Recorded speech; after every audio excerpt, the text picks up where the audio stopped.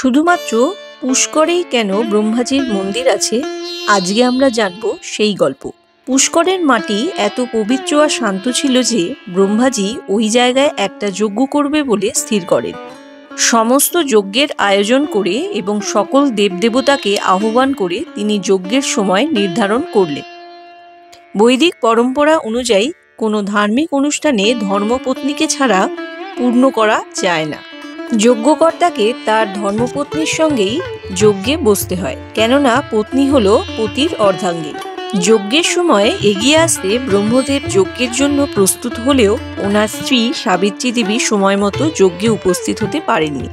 কিন্তু সময় অতিবাহিত হয়ে যাওয়ার জন্য ভগবান ইন্দ্রদেবের উপদেশে স্থির করা হলো যে অন্য মহিলার সাথে ব্রহ্মাজির বিবাহ সম্পন্ন করে যজ্ঞ শুরু করা হবে। সেই উপদেশ মতো গায়ত্রী নামে একটি মেয়ের সাথে গান্ধর্ব মতে ব্রহ্মাজির বিবাহ সম্পন্ন করে যজ্ঞ শুরু করা হলো। ঠিক ওই সময়েই দেবী সাবিত্রী নিজের সখীদের নিয়ে যজ্ঞস্থলে পৌঁছয় এবং ব্রহ্মার পাশে অন্য স্ত্রীকে বসে থাকতে দেখে অত্যন্ত অপমানিত বোধ করে এবং রাগে ফেটে পড়ে।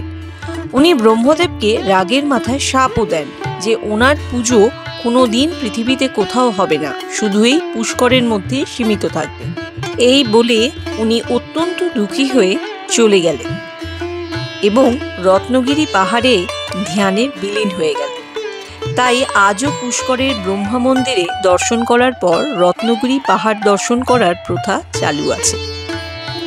এই ধরনের আরও গল্প জানতে হলে যুক্ত থাকুন মানি টেল চ্যানেলের সঙ্গে। নমস্কার।